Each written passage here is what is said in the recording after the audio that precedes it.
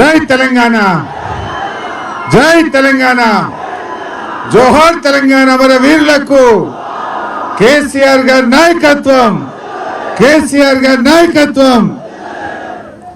సభాధ్యక్షత వహిస్తున్న మా తమ్ముడు పడాల నాగరాజు గారికి, మాజీ మంత్రివర్యులు మిత్రుడు, ఈరోజే 60 వసంతాలు పూర్తి చేసుకొని 61వ సంవత్సరంలో అడుగు పెడుతున్నటువంటి పువ్వాడ అజయ్ కుమార్ గారికి బీఆర్ఎస్ పార్టీ పక్షాన, కేసీఆర్ గారి పక్షాన, నా పక్షాన, మీ అందరి పక్షాన హృదయపూర్వక జన్మదిన శుభాకాంక్షలు తెలియజేస్తా ఉన్నా. మిత్రుడు అజయ్ కుమార్ గారికి పార్లమెంటరీ పార్టీ నాయకులుగా పనిచేసిన పెద్దలు గౌరవనీయులు నామా నాగేశ్వరరావు గారు, మన జిల్లా పార్టీ అధ్యక్షులు, శాసన మండలి సభ్యులు మిత్రులు తాతా మధు గారు, అదేవిధంగా పార్లమెంట్ సభ్యులు సీనియర్ నాయకులు వడ్డిరాజు రవిచంద్ర గారు, మాజీ శాసనసభ్యులు సీనియర్ నాయకులు పెద్దలు సండ్ర వెంకట వీరయ్య గారు, గౌరవ మాజీ శాసనసభ్యులు మచ్చా నాగేశ్వరరావు గారు, లింగాల కమల్ రాజ్ గారు, కూరాకుల నాగభూషణం గారు, ఆర్జేసి కృష్ణ గారు, బొమ్మెర రామూర్తి గారు, రమణ గారు, దిండిగల్ల రాజేందర్ గారు, వేదిక మీదున్న మా పార్టీ సీనియర్ నాయకులు తమ్ముడు రాకేష్ రెడ్డి గారు, గౌరవ కార్పొరేటర్లు, ఖమ్మం నలుమూలల నుంచి వచ్చేసినటువంటి మా అక్క చెల్లెళ్ళు, అన్నదమ్ముళ్ళు, బీఆర్ఎస్ కుటుంబ సభ్యులు, మీడియా మిత్రులు అందరికీ పేరు పేరున నమస్కారం తెలియజేస్తా ఉన్నా. మిత్రులారా, ఈరోజు రాష్ట్రం అంతా ఒకటే మాట. నేను నిన్న జగిత్యాల వెళ్ళాను, పొద్దున నాగార్జున సాగర్ వెళ్ళాను, ఇప్పుడు సాయంత్రం ఖమ్మంలో ఉన్నాను.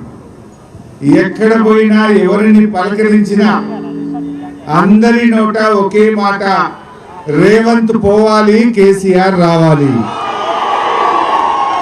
రేవంత్ రెడ్డి పోవాలి, రేవంత్ రెడ్డి పోవాలి, రేవంత్ రెడ్డి పోవాలి. ఇది ఎవరిని కదిలించినా అదే మాట. కారులో వస్తుంటే ఆటో డ్రైవర్ అదే అంటున్నాడు, మిర్యాలగూడలో మధ్యలో ఆగితే మా చెల్లెమ్మ అదే అంటున్నది, హాలియాలో ఆగితే మా యువకులు అదే అంటున్నారు, పొద్దున సాగర్ పోతే అదే మాట. ఈ రాష్ట్రంలో ఎక్కడ పోయినా ప్రజలు కేసీఆర్ పాలనను గుర్తు చేసుకుంటా ఉన్నారు. ఇవాళ ఎవరిని నువ్వు విద్యార్థులను చూస్తే ఫీజు రియంబర్స్మెంట్ ఇవ్వకపోక 20 లక్షల మంది విద్యార్థుల భవిష్యత్తు ఇలా రోడ్డు మీద పడ్డది. నిరుద్యోగులకు మొదటి సంవత్సరమే 2 లక్షల ఉద్యోగాలు ఇస్తానని చెప్పి పాదయాత్రలు చేయించి, బస్సు యాత్రలు చేయించి నిరుద్యోగుల్ని కూడా నిండా ముంచిండు రేవంత్ రెడ్డి. మొన్న అసెంబ్లీలో బయట పెట్టాం, బిడ్డ కాంగ్రెస్ గవర్నమెంట్ వచ్చినాక నీ ప్రభుత్వం ఇచ్చిన నోటిఫికేషన్లన్నీ, నువ్వు ఇచ్చిన ఉద్యోగాలన్నీ అని మొన్న అసెంబ్లీలో అడిగితే 16,000 అని చెప్పింది. అంటే నిన్నటి దాకా చెప్పిన బోగస్ మాటలని అసెంబ్లీ సాక్షిగా తేల్చినాం. నువ్వు చెప్పింది 2 లక్షల ఉద్యోగాలు, కానీ ఇచ్చింది మాత్రం కేవలం 16,000 ఉద్యోగాలు మాత్రమే. అంటే నిరుద్యోగులకు మోసం. ఉద్యోగులు ఈ రాష్ట్రంలో ఎక్కడ చూసినా నల్ల బ్యాడ్జీలు పెట్టుకొని ఉద్యోగులు ధర్నాలు చేస్తా ఉన్నారు. మా పిఆర్సీ ఎప్పుడు, మా డిఏలు ఎప్పుడు, మా జీతాలు ఎప్పుడు పెంచుతారు, మా బకాయిలు ఎప్పుడు ఇస్తారని ఉద్యోగులు నల్ల బ్యాడ్జీలు పెట్టుకొని ధర్నాలు చేస్తా ఉన్నారు. పాపం రిటైర్డ్ ఉద్యోగులు, 30 ఏళ్ళు సర్వీస్ చేసిన రిటైర్డ్ ఉద్యోగులు తాము దాచుకున్న డబ్బులు మాకు రావడం లేదని వాళ్ళు రోడ్లెక్కి రిలే నిరాహార దీక్షలు చేస్తా ఉన్నారు.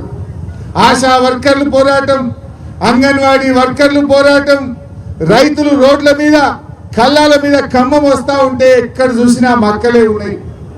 నేను ఆగి రైతుల్ని పలకరించాను.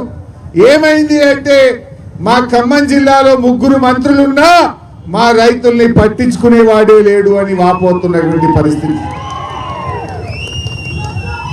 వీరయ్య గారు చెప్తున్నారు, మా మధు గారు చెప్తున్నారు నాతో, అన్నా మక్కలు కొంటలేరు మా జిల్లాలో, చాలా ఇబ్బందులు ఉన్నాయి. నిజానికి ఈ రాష్ట్రంలోనే అత్యధిక మక్కలు పండించిన జిల్లా ఖమ్మం జిల్లా. 2,60,000 ఎకరాల్లో మక్క పండించారు. ఇలా ఆయన డిప్యూటీ సీఎం గారు ఉన్నారు, ఆయన దగ్గరనే మధిర నియోజకవర్గంలోనే మక్క ఎక్కువ పండింది. నీ బోనకల్ మండలం కానీ, నీ చింతకాని మండలం కానీ, నీ ముదిగండ మండలంలో ఇలా మక్కలు కొంటున్నారా? బట్టి గారు, నువ్వు ఉప ముఖ్యమంత్రి ఉంటే ఏం లాభము, నువ్వు ఏముంటే ఏం లాభము? ఆనాడు కేసీఆర్ ఉన్నప్పుడు ఒక్క గింజ లేకుండా మక్కలు కొన్నాడు. ఈ జిల్లాలో వ్యవసాయ మంత్రి ఉంటాడు, ఈ జిల్లాలో ఉప ముఖ్యమంత్రి ఉంటాడు, రెవెన్యూ మంత్రి ఉంటాడు, వడ్లు కొనే దిక్కు లేదు. మీరు ముగ్గురుండి ఏం లాభం? కనీసం మీ ముగ్గురు ఒక్కసారన్నా ఒక్క టేబుల్ మీద కూర్చొని ఈ జిల్లాలో మక్కలు కొనడం గురించో, వడ్ల గురించో, అభివృద్ధి గురించో ఈ 3 తలకాయలు ఒక్క దగ్గర కూర్చొని చూసిందా ఎప్పుడన్నా మీరు? ఒకని కాలు బట్టి వాడు గుంజుకున్నాడే, వాడు ఎక్కువ తింటుండంటే వీడు తక్కువ తింటుండని, అరే వాడు నాకంటే ఎక్కువ తింటుండని వీరికి బాధ, కడుపు మంట.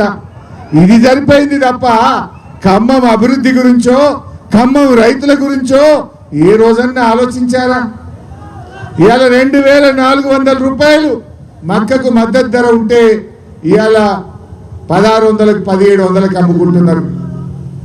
ఈ రోజు వరకు వడ్ల కొనుగోలు లేదు. పొద్దున నల్గొండ జిల్లాలో ఆగితే చెప్తున్నారు క్వింటాల్కు 5 కిలోల తరుగు తీస్తున్నారని. మరి తరుగు తీస్తుంటే మీరు ఏం చేస్తున్నారు? క్వింటాల్కు 5 కిలోల తరుగు తీసి రైతుల ఉసురు పోసుకుంటున్న పరిస్థితి. వ్యవసాయ మంత్రి జిల్లాలోనే వడ్లు కొనే దిక్కు లేదు, వ్యవసాయ మంత్రి జిల్లాలోనే మక్కలు కొనే దిక్కు లేదు. మరి మీరు ముగ్గురుండి ఏం లాభం?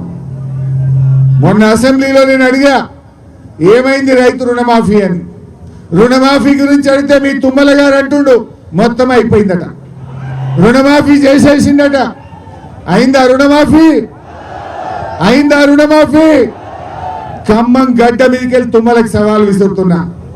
నీ నియోజకవర్గం రఘునాథపల్లి మండలంలో ఏ ఊరుకు రమ్మంటావు, ఎప్పుడు రమ్మంటావు చెప్పు తుమ్మల గారు. నువ్వు చెప్పిన ఊరికి వస్తా, చెప్పిన టైంకి వస్తా.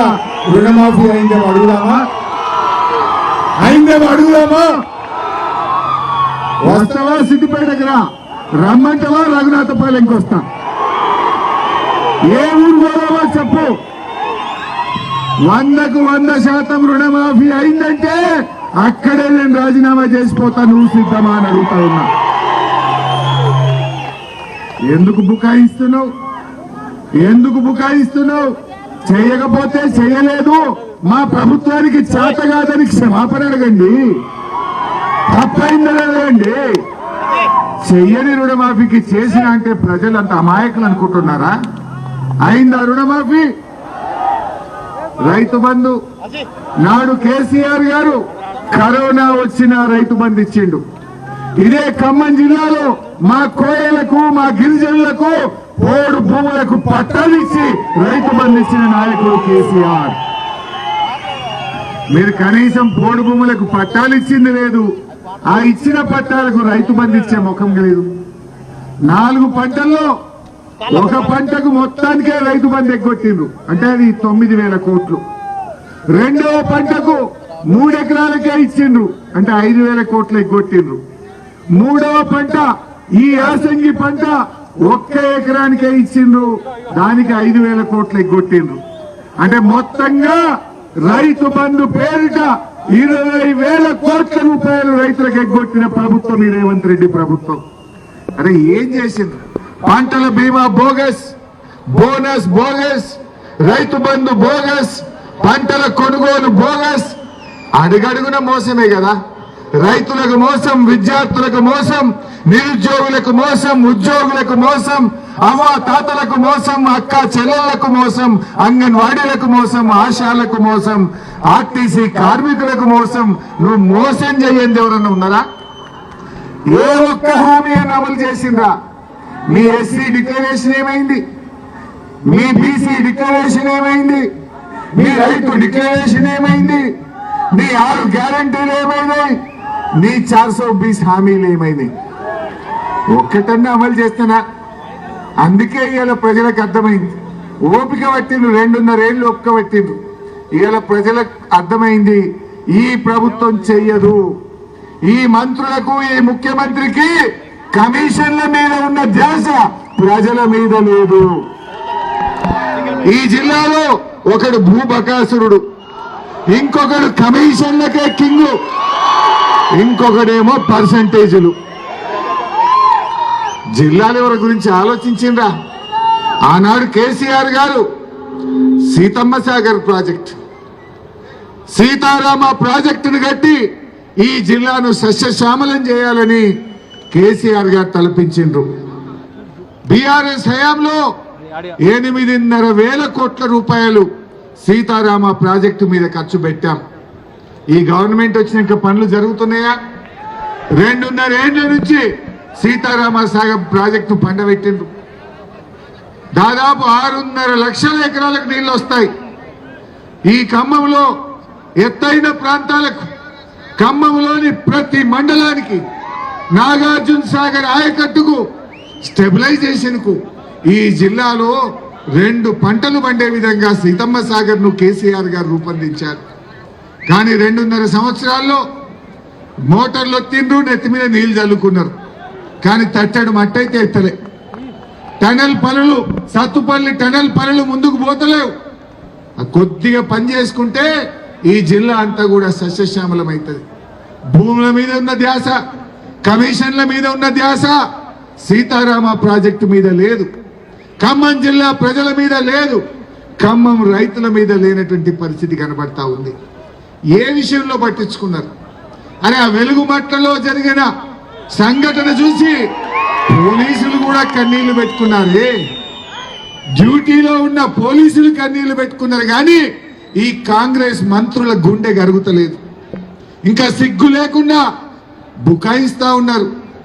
కూలగొట్టిన ఇండ్లు 800, పట్టాలు ఇచ్చింది 300.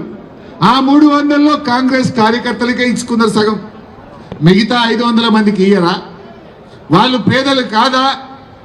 ఆ 800 ఇండ్లు ఆ రోజు ఎవరెవరైతే కబ్జాలో ఉన్నారో, ఏ పేదల ఇండ్లు అయితే కూల్చిండ్రో వాళ్ళందరికీ బేషరతుగా పట్టాలు ఇవ్వాలి, ప్రభుత్వమే ఇండ్లు కట్టించాలని బీఆర్ఎస్ పార్టీ డిమాండ్ చేస్తా ఉంది. ఏ విషయం? వెలుగుమట్ల చూస్తే భూదాహం కనబడుతుంది. సీతమ్మ సాగర్ మన సీతారామ ప్రాజెక్ట్ చూస్తే నిర్లక్ష్యం కనబడతా ఉంది. ఇలా ఆనాడు కొత్తగూడెం జిల్లా చేసి ఖమ్మం జిల్లాకు 2 మెడికల్ కాలేజ్ ఇచ్చారు కేసీఆర్ గారు. అగ్రికల్చర్ కాలేజ్ ఇచ్చారు, ఇంజనీరింగ్ కాలేజ్ ఇచ్చారు, నర్సింగ్ కాలేజ్ ఇచ్చారు. విద్యలో, వైద్యంలో, సాగునీటి రంగంలో ఈ జిల్లాను అగ్రగామిగా తీర్చిదిద్దినటువంటి నాయకుడు కేసీఆర్ గారు. ఇలా ప్రజలకు అర్థమైతా ఉంది. తప్పకుండా మీ మాయ మాటలకు బుద్ధి చెప్తారు. దానికి ఎక్కువ దూరం లేదు. ఇలా 4000 పెన్షన్ వస్తుందా ఎక్కడన్నా?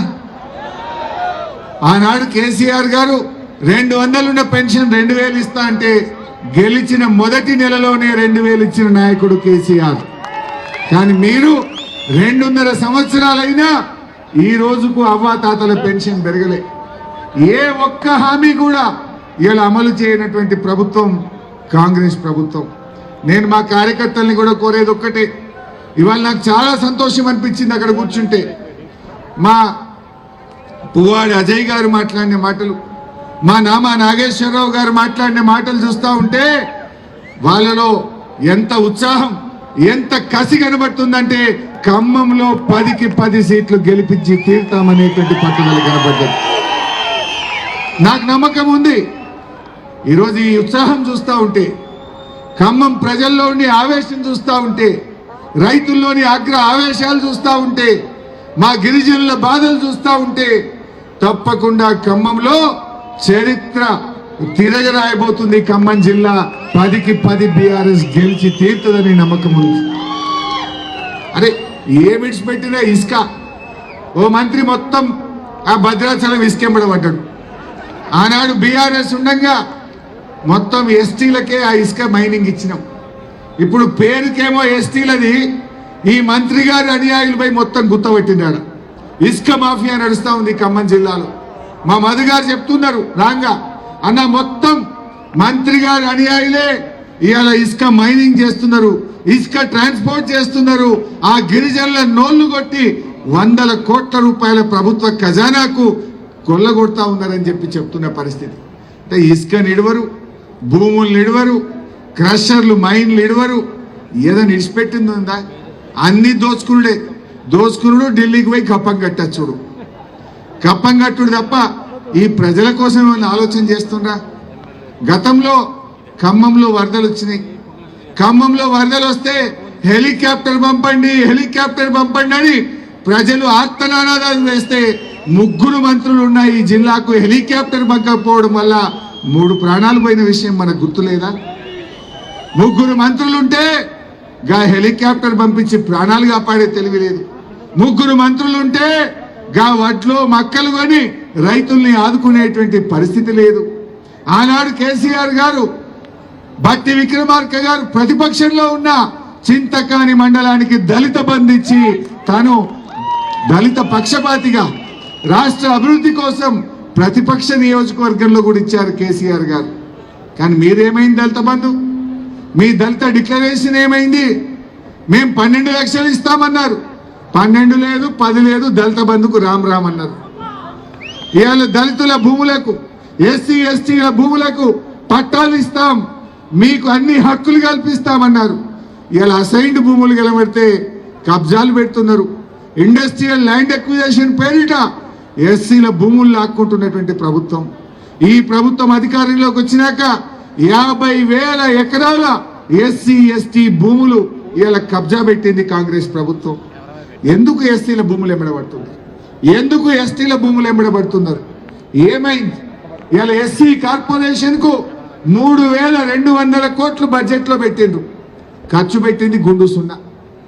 2.5 ఏళ్లలో ఎస్సీ కార్పొరేషన్ కు 3,200 కోట్లు పెడితే 1 రూపాయి కూడా ఎస్సీలకు విడుదల చేయనటువంటి ప్రభుత్వం ఈ కాంగ్రెస్ ప్రభుత్వం. అదేవిధంగా ఎస్టీలకు 2,371 కోట్లు బడ్జెట్ లో పెట్టి 1 రూపాయి కూడా ఎస్టీలకు విడుదల చేయని ప్రభుత్వం. పేరుకు ఆర్థిక మంత్రి జిల్లా, ఉప ముఖ్యమంత్రి జిల్లా, గిరిజనులు ఎక్కువ ఉండే జిల్లా, కానీ గిరిజనులకు మొండి చేయి చూపించిన ప్రభుత్వం ఈ కాంగ్రెస్ ప్రభుత్వం. ఎస్సీలకు మోసం, ఎస్టీలకు మోసం, బీసీలకు సప్లాన్ అన్నారు, 20,000 కోట్ల బడ్జెట్ పెడతామన్నారు, 42% రిజర్వేషన్ అన్నారు, బీసీలకు మోసం చేసింది. 42% ఏమో కోట్లో ఉందన్నారు. మరి 20,000 కోట్ల బడ్జెట్ పెట్టేది మీ చేతుల్లో ఉంది కదా బట్టి గారు, ఎందుకు 20,000 కోట్ల బడ్జెట్ బీసీలకు పెట్టట్లేదు? ఎందుకు బీసీల మీద చిన్న చూపు చూపుతా ఉన్నారు? ఏ వర్గం చూసినా అందరికీ మోసం. కార్పొరేషన్లు పెట్టిండ్రు, Mudiraj corporation, Yadava corporation, Vaishya corporation, 40 కార్పొరేషన్లు పెట్టిండ్రు. మరి 2.5 ఏళ్లలో 40 రూపాయలని ఇచ్చిండ్రా? ఏ కార్పొరేషన్ కన్నా 1 రూపాయి విడుదల చేశారా? దయచేసి ఆలోచన చేయండి. అంటే మాటలే తప్ప ఏ వర్గానికి కూడా ఈ ప్రభుత్వం మేలు చేసినటువంటి పరిస్థితి లేదు. ఖమ్మం జిల్లా ప్రజల్ని కూడా మేము కోరేది ఒక్కటే, ఆనాడు కేసీఆర్ గారు ఖమ్మంలోని ప్రతి నియోజకవర్గానికి 100 పడకల ఆసుపత్రి ఇచ్చారు. వెంకట వీరయ్య గారు కొడితే సత్తుపల్లిలో 100 పడకలు ఇచ్చాం. మదినలో మా కమల్ రాజ్ ఆనాటి జడ్పీ చైర్మన్ గారు కొడితే అక్కడ ప్రతిపక్ష ఎమ్మెల్యే ఉన్న 100 పడకల ఆసుపత్రి మదిరకి ఇచ్చింది కూడా కేసీఆర్ ప్రభుత్వమే. దాన్ని ఈ మధ్య పోయి బట్టి గారు రిబ్బన్ కత్తిరించుకున్నాడు, కానీ కట్టించింది బీఆర్ఎస్ ప్రభుత్వం. ఆ రోజు మా పువ్వాడ అజయ్ గారు నాకు ఖమ్మంకు మెడికల్ కాలేజ్ కావాలని కేసీఆర్ గారిని వచ్చి కోరితే ఆయన ఆదేశాలతో 24 గంటల్లో ఖమ్మంకు మెడికల్ కాలేజీ మంజూరు చేసింది కూడా కేసీఆర్ ప్రభుత్వమే. ఈ రకంగా అనేక అభివృద్ధి కార్యక్రమం భద్రాచలం నుంచి మొదలుకుంటే ఖమ్మం వరకు, అశ్వరావుపేట కానీ ప్రతి నియోజకవర్గానికి 100 పడకల ఆసుపత్రి ఆ రోజు ఇచ్చాం. అంటే ఖమ్మం సాగునీటి రంగంలో, విద్యా రంగంలో, వైద్య రంగంలో, రహదారుల్లో అన్నింటా ఖమ్మంను తీర్చిదిద్దింది నాటి బీఆర్ఎస్ ప్రభుత్వం. ఇవాళ 3 మంత్రులున్నా ఖమ్మంకు ఒరిగింది అయితే ఏమీ లేదు. వాళ్ళు 3 కలిసి నేను అడుగుతున్న ఖమ్మం ప్రజల్ని, ఈ 3 ఒక్కనాడన్నా ఖమ్మం కలెక్టరేట్ లో కూర్చొని ఖమ్మంకి ఏం కావాలో 3 ఒక్కసారన్నా ఆలోచించిండ్రా? 3 ఒక్క వేదిక మీద ఏ రోజన్నా మనం చూసామా? అంటే వాళ్ళకు వాళ్ళ ఆస్తుల గురించి ఆలోచిస్తున్నారు తప్ప ప్రజల గురించి ఆలోచిస్తలేరు. ఒక తమ్ముడు కిందికెళ్ళి చిట్టి పంపుతుండు, అన్న మా యాదవులకు 2 లక్షలు ఇస్తామన్నారు, గెలువంగానే 100 రోజులు ఇస్తామన్నారు, 900 రోజులైంది, గొర్రె పిల్లలు ఎప్పుడు ఇస్తారో జరి అడిగారు నాన్న చిట్టి పంపుతా ఉన్నాడు. చెప్పుకుంటే అన్ని బాధలే ఉన్నాయి. అసెంబ్లీలో గట్టిగా మీ పొంగులేటి సంగతి చెప్తే మమ్మల్ని సస్పెండ్ చేసిండ్రు. మీ పొంగులేటి మైనింగ్ స్కామ్లను బయట పెడితే ఆగమాగమైపోయింది. అసెంబ్లీలో సమాధానం లేదు. ముఖ్యమంత్రి ఏమో లేలే పొంగులేటిది మేమే దొరకబట్టాం, మేమే పైసలు కట్టించినాము అంటాడు. మీ పొంగులేటి ఏమంటాడు? నాకు మైనే లేదంటాడు. మరి ముఖ్యమంత్రి చెప్పింది కరెక్టా, నువ్వు చెప్పింది కరెక్టా? దొరకబట్టింది మేమే, కక్కిచ్చింది మేమే అని రేవంత్ రెడ్డి అంటాడు. మైనే లేదని నువ్వు అంటావు. అసెంబ్లీలో ముఖ్యమంత్రి చెప్పే, నువ్వు బయట చెప్పే, ఎవరిని నమ్మాలి? మైనింగ్ మంత్రి అంటాడు దానికి అనుమతులు లేవు, అందుకే డీజిల్ జనరేటర్ మీద నడిపిండు అంటాడు. అనుమతుల కోసం ఢిల్లీకి అప్లై చేసిండు అంటాడు మైనింగ్ మంత్రి. ఎవడన్నా క్రషర్కు ఢిల్లీకి అప్లై చేస్తాడా? అంటే అబద్ధం అతకలే, ఆగమాగం అయిపోయి దొరికిపోయి ఇవాళ ముఖం చిన్నగా చేసుకొని అసెంబ్లీ నుంచి మాకు సమాధానం చెప్పలేక మమ్మల్ని సస్పెండ్ చేసినటువంటి ప్రభుత్వం. కానీ ప్రజలకు తెలుసు కదా, దొంగను దొరకబడితే, దొంగను ప్రశ్నిస్తే సమాధానం చెప్పలేక బీఆర్ఎస్ పార్టీ ఎమ్మెల్యేలను మమ్మల్ని సస్పెండ్ చేసింది. బిడ్డ అసెంబ్లీలో సస్పెండ్ చేస్తావేమో, కానీ ప్రజల గుండెల్లో మాత్రం మేము బరాబర్ ఉంటాం. ప్రజల దృష్టిలో మీరు దొంగలుగా మిగిలిపోయినరు. మీ దొంగతనాన్ని ప్రజల ముందు చెప్పగలిగినాం, ప్రజలకు అర్థమయ్యేటట్టు అసెంబ్లీ సాక్షిగా ఎండగట్టినాం. ఇడిచిపెట్టేవి ఇంకా చాలా ఉన్నాయి. ముఖ్యంగా ఖమ్మం జిల్లాలో చాలా దాష్టికాలకు పాల్పడతా ఉన్నారు. మా కార్యకర్తలు నాగరాజు మీద కానీ ఎంతో మంది మీద ఎన్నో కేసులు పెట్టింది. భయపట్టించి కండువాలు కప్పుతున్నారు. నువ్వు కండువాలు మెడలు కప్పుతావేమో, గుండెలైతే కప్పలేవు కదా, ప్రజల గుండెలనైతే మార్చలేవు కదా. ఇవాళ ఆ ప్రజలు ఇవాళ కేసీఆర్ గురించి ఆలోచిస్తున్నారు. ప్రజలు మళ్ళీ కేసీఆర్ రావాలిగా, కేసీఆర్ అయితేనే మమ్మల్ని మంచిగా చూసుకున్నాడు అనేటువంటిది ఆలోచిస్తున్నారు. కిందికెళ్ళి జర్నలిస్టు పంపుతున్నారు, అందరి సంగతి చెప్పిన మా సంగతి చెప్పవా అంటున్నారు. అరే కేసీఆర్ ఉండగా జర్నలిస్టుల కోసం 100 కోట్లతో సంక్షేమ నిధి పెట్టిండు. జర్నలిస్టులకు అన్ని మండలాల్లో అన్ని జిల్లాల్లో ఇండ్ల స్థలాలు ఇచ్చారు. కేసీఆర్ గారు 10 కోట్ల రూపాయలతో ప్రెస్ అకాడమీ భవనాన్ని కట్టాడు. కానీ కాంగ్రెస్ వచ్చి 2.5 ఏళ్ళ అక్రిడేషన్ కార్డు కూడా తెలియదు. అక్రిడేషన్ కార్డు ఇచ్చే తెలియలేదు ఈ కాంగ్రెస్ కు. 1 రూపాయి బడ్జెట్ లో 16 కోట్లు ఇస్తాను పెట్టిండు, బట్టి 16 పైసలు కూడా ఇవ్వలేదు జర్నలిస్టులకు. కేసీఆర్ గారు ఇచ్చిన పైసలే బ్యాంకులో పెడితే దాని మీద వచ్చిన ఇంట్రెస్ట్ తోనే ఇలా జర్నలిస్టులు కాపాడుకుంటున్నారు తప్ప 2.5 ఏళ్లలో ఈ కాంగ్రెస్ ప్రభుత్వం జర్నలిస్టులకు 1 నయా పైసా కూడా ఎవరికి ఇచ్చిందని మీకు ఇస్తారే? వాళ్ళ కడుపే నింటలేదు, ఎంత తిన్నా వాళ్ళ కడుపే నింటలేదు తప్ప ప్రజల కడుపు నింపే ఆలోచనలో వాళ్ళు లేరు. అందువల్ల ఇవాళ ప్రజలకు క్లారిటీ వచ్చింది. అందుకే నేను మొదలే చెప్పిన, ఇవాళ రాష్ట్రం మొత్తం ముక్త కంఠంతో ఒకే మాట చెప్తుంది. ఆ మాటే రేవంత్ పోవాలి, కేసీఆర్ రావాలి. ఎంత బాధ కలుగుద్దంటే, ఆంధ్రప్రదేశ్ వాడు గోదావరి నల్లమల్ల సాగర్ శురువు చేసిండు. గోదావరి నల్లమల్ల సాగర్ ఇవాళ మన గోదావరి నీళ్లను వాళ్ళు ఎత్తుకపోయే ప్రయత్నం చేస్తున్నారు. రేవంత్ రెడ్డిని చూస్తుంటే నాకు డౌట్ వస్తుంది. మన సీతమ్మ సాగర్ను మడబెట్టిండు, మన సమ్మక్క సాగర్ అనుమతులు తెస్తలేడు, మన సీతారామ పనులు ఆపిండు. దీన్ని చూస్తుంటే నీళ్లు కిందికి జారాలే, నల్లమల్ల సాగర్ పోవాలి అని చెప్పి రేవంత్ రెడ్డి ఇలా కుమ్మక్కు రాజకీయాలు. నేను చూసిండు కదా, పొద్దుగా లేచి ఢిల్లీలో ఓ కేంద్ర మంత్రి ఇంటికి టిఫిన్ పోయి వచ్చిండు. అంటే నువ్వు ఎవరితో ఉన్నావు, నువ్వు ఎవరితో ఉన్నావు ఇవాళ అర్థమైతలేదా? అంటే ఇవాళ గోదావరి నీళ్లను ఆంధ్రాకు మళ్లించడంలో భాగంగానే అక్కడ మేడిగడ్డ రిపేర్ చేస్తలేడు, ఇక్కడ సీతమ్మ సాగర్ పనులు పూర్తి చేస్తలేడు. ఇవి పూర్తయితే నీళ్లు మనకుంటాయి కదా, ఇది పూర్తయితే తెలంగాణ సస్యశ్యామలం అవుతుంది కదా. ఇది పండబెడితే నీళ్లు కిందికి పోలవరం పోతాయి, ఆడికెళ్ళి నల్లమల్ల సాగర్ పోతాయి అనేటువంటి ఆంధ్రప్రదేశ్ కుట్రలో మన ముఖ్యమంత్రి ఉండడం నిజంగా బాధకరం. నువ్వు తెలంగాణకు ముఖ్యమంత్రివా, ఇలా ఆంధ్రాకు ఇలా కొమ్ము కాస్తావా? ఎవరి కోసం పనిచేయాలి ముఖ్యమంత్రి? నువ్వు నిజాయితీగా ఉంటే ఎందుకు మా సమ్మక్క సాగర్, సీతమ్మ సాగర్ పనులు ఆగిపోయినాయి? ఎందుకు సీతారామ ప్రాజెక్టు పనులు ఆగిపోయినాయి? ఎందుకు మేడిగడ్డ రిపేర్ చేయకుండా 2.5 సంవత్సరాల నుంచి నువ్వు సమయం వేస్ట్ చేస్తా ఉన్నావో ఈ రాష్ట్ర ప్రజలకు సమాధానం చెప్పాలని చెప్పి నేను కోరుతా ఉన్నా. మిత్రులారా, నేను కార్యకర్తలందరినీ కూడా కోరేది ఒక్కటే, మీరు ధైర్యంగా ఉండండి. మంచి నాయకత్వం ఉంది.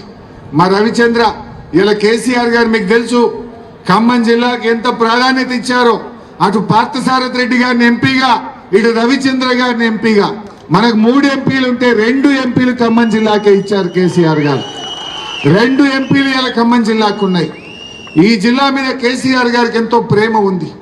మనం ఆ కేసీఆర్ గారి ప్రేమను అందుకోవాలి. రేపు 10కి 10 సీట్లు గెలిపించండి. మనం చూసినాం కాంగ్రెస్ 9 సీట్లు గెలిచినా ఖమ్మం జిల్లా కొరిగింది మాత్రం 0. వచ్చే రైతు బంధు బంద్ అయింది, వచ్చే కేసీఆర్ కిట్టు బంద్ అయింది, బస్తీ దవాఖానలో గోళీలు బంద్ అయిపోయినాయి, బతుకమ్మ చీరలు బంద్ అయిపోయినాయి, బాయికాడ మున్పటి లెక్క కరెంట్ వస్తలేదు, దళిత బంధుకు రామ్ రామ్, బీసీ బంధుకు రామ్ రామ్, ముస్లిం మైనార్టీల బడ్జెట్ ఆనాడు కేసీఆర్ గారు ఖర్చు పెట్టినంత బడ్జెట్ కూడా ముస్లింలకు ఈరోజు ఖర్చు పెట్టలేదు. మైనార్టీ డిక్లరేషన్ పెట్టింది కానీ మైనార్టీలకు కూడా ఇవాళ గుండుసుందని ఏ కార్యక్రమం కూడా జరుగుతలేదు. అందువల్ల ఖమ్మం ప్రజలు చాలా విజ్ఞానవంతులు, తెలివైనటువంటి వారు. తప్పకుండా కేసీఆర్ గారిని మళ్ళీ ఈ జిల్లాలో 10 సీట్లు గెలిపించి వారిని బహుమానంగా ఇచ్చి వారిని ముఖ్యమంత్రిగా చేసుకుందామని చెప్పి తెలియజేస్తూ జై తెలంగాణ.